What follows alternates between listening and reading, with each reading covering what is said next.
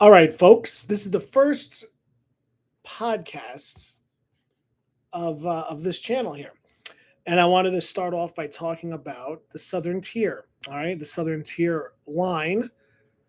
And by the way, I think I don't know if there's any other railroad themed podcasts out there, but I think it's listen, when people are trackside, when people are rail fanning, we have the big boy in the Northeast.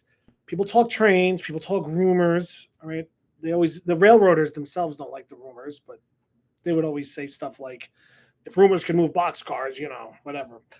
So I wanted to start off with the Southern Tier. Now I used to go out and photograph the Southern Tier. I'm involved in a lot of the Facebook groups, the Susquehanna, the Southern Tier NS group, and I actually did rail fan the line quite a bit. Grew up, I grew up a little bit further east of the line in New Jersey, in near Ridgewood, New Jersey. And so when I got my license, it was Conrail, and I would go up and I would look at these beautiful pictures that the Erie Lackawanna photographers shared out over the years in books and publications. And so what I did was I would go up and try to recreate them over Storuca Viaduct, Port Jervis, all along the line, Deposit, all the way up to Binghamton, even past Binghamton. It was a little bit of a hike back in the day. So here's the deal. The Southern Tier line. Let me share my screen here. And I have a couple of questions about what's going on here with this line. So there's the line. I was way down here in way down where like my picture is. But and you can see the line. It goes, there's passenger service up to Port Jervis. This is where Port Jervis, New York is. And Metro North uses it on this end of the line. But from Port Jervis to Binghamton, it's the Susquehanna's line, leased to them by Norfolk Southern. And right around the Middletown, New York area, they split off and they go down the Hudson Secondary to their own rails and into New Jersey.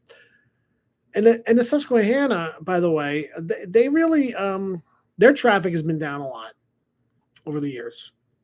It's really actually from when the time that I started rail fanning in the 1990s. The Susquehanna had stack trains operating over the line. Conrail had stack trains operating over the line. TV 201, TV 203 on Saturday mornings. 258 to 257, Sea Lane jobs on Susquehanna. You had all these trains.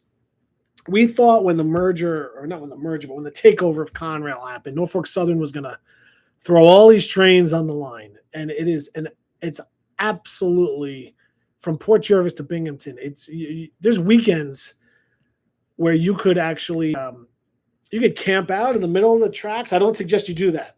Now, don't do that.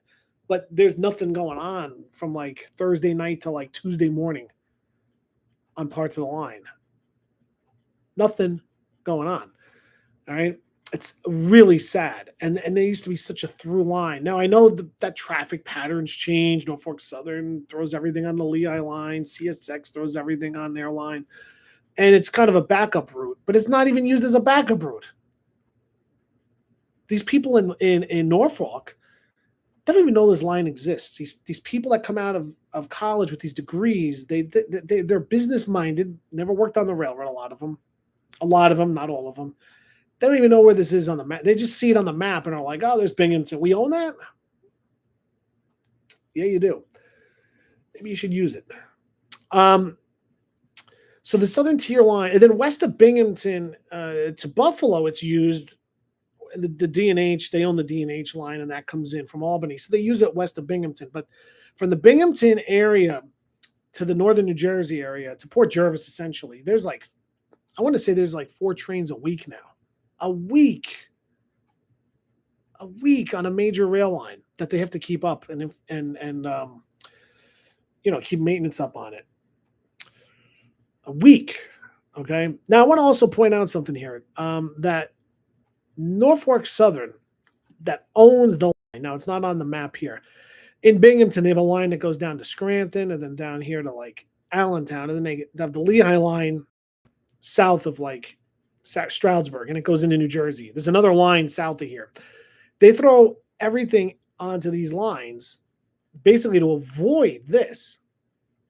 So you have trains that come out of Croxton and Pork and Elizabethport, and they go at the Lehigh line, and they go all the way out here. And meanwhile, you have this line up here that is very underused. So NS could still use it. Like I said, they leased the line out to the Susquehanna, and the Susquehanna, I don't know what they're doing either, because I'm trying to figure out what they're, and I'm just asking the question, and this could be one of those things where I don't know. I don't work in the industry. What are their salespeople doing? Where's the new growth? These companies are supposed to grow the business. We're trying to figure this out since Walter Rich left the railroad. We're trying to figure out, like, where's the corporate Facebook page? Something. All these railroads have corporate pages. They don't even have a corporate Facebook page or Instagram account. What's the Susquehanna doing to develop traffic on the line? Because we know Norfolk Southern doesn't want it. That's why they're leasing it to you guys. And now Norfolk Southern is merging with UP. What's going to happen here? Are they going to dismantle the thing completely? Because we've seen this happen with the cutoff, Lackawanna cutoff. We've seen this over time. So I just wanted to point this out with the Southern Tier. It's such a beautiful line. Now, the other thing about this is there's other areas where tourism works and passenger operations work on former freight lines. And I used to never think that should be the case, but the upper Delaware region of the New York State, which borders on Pennsylvania, you could easily run. I want to show you guys something here, folks. So you have the Reading and Northern passenger operations, which they run a bunch of trains out of Jim Thorpe, PA here.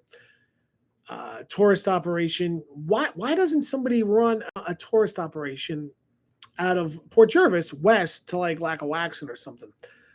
All right, you have the Delaware River Excursions, which is run by the New York Technical and Historical Society, which I'm a member of.